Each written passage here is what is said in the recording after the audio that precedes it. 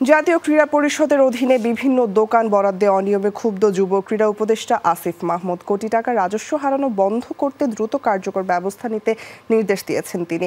দোকান ভাড়া থেকে অর্জিত অর্থ দিয়ে ফেডারেশনগুলোর অর্থের অভাব যেমন দূর করা সম্ভব, তেমনি আরও বেশি খেলার আয়োজন সম্ভব বলে বিশ্বাস আসিফ মাহমুদের।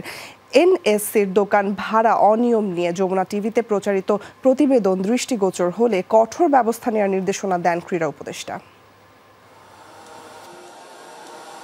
বঙ্গবন্ধু জাতীয় স্টেডিয়ামের 296টি দোকানসহ ঢাকার বিভিন্ন স্টেডিয়ামের 1074টি দোকান থেকে বিপুল অঙ্কের রাজস্ব হারাচ্ছে সরকার। টাকার অঙ্কে বছরে সেটি শত কোটি। জাতীয় ক্রীড়া পরিষদ ও দোকান মালিক পক্ষের যোগসাজশেই ঘটছে এমন ঘটনা। এনএসসি প্রতি বর্গফুটের ভাড়া মাত্র 26 টাকা 70 পয়সা নির্ধারণ করে দেয় ফায়দা নিচ্ছে দোকান মালিকরা।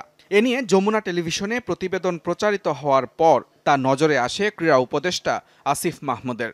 আপনাদের কল্যাণেই জানতে পেরেছে যে সেখানে 26 টাকা এবং 22 টাকা বর্গফুট, যেটা আসলে ঢাকার কোনো স্ট্যান্ডার্ডের সাথেই যায় না। পূর্বের দুর্নীতির অভিযোগগুলোকে খতিয়ে না দেখতে পারি, পূর্বের দুর্নীতিগুলোকে সামনে না আনতে পারি, তাহলে ভবিষ্যতে দুর্নীতিমুক্ত করার ক্ষেত্রে করার যেই প্রত্যয়টা আছে আমাদের, সেটা চ্যালেঞ্জের মুখে পড়ে যায়। স্টেডিয়াম মার্কেট নিয়ে অনিয়ম বন্ধে তাৎক্ষণিকভাবে জাতীয় ক্রীড়া পরিষদ সচিবকে অবহিত করেন যুব ও ক্রীড়া উপদেষ্টা।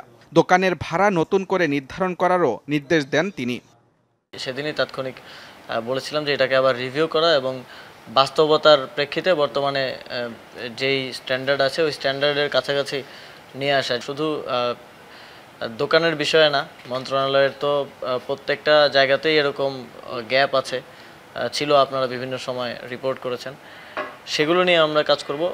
বিভিন্ন স্টেডিয়ামের 1074টি দোকানের সঠিক ভাড়া উত্তোলন করতে পারলে দেশের বিভিন্ন ক্রীড়া ফেডারেশনের খরচের যোগান মেটাতে পারবে সরকার, এমনটাই মনে করেন যুব ও ক্রীড়া উপদেষ্টা।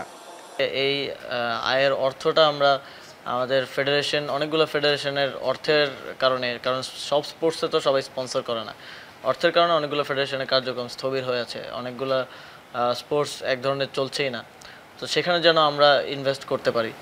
পাশাপাশি ক্রীড়া ফেডারেশনগুলো ঢেলে সাজানোর ইঙ্গিতও দেন তিনি। আপনি যদি বলেন এনএসসিতে প্রবলেম, আমি আপনাকে উল্টো প্রশ্ন করতে পারি কোথায় প্রবলেম নেই। মুজরাবিন তারেক, যমুনা স্পোর্টস, ঢাকা।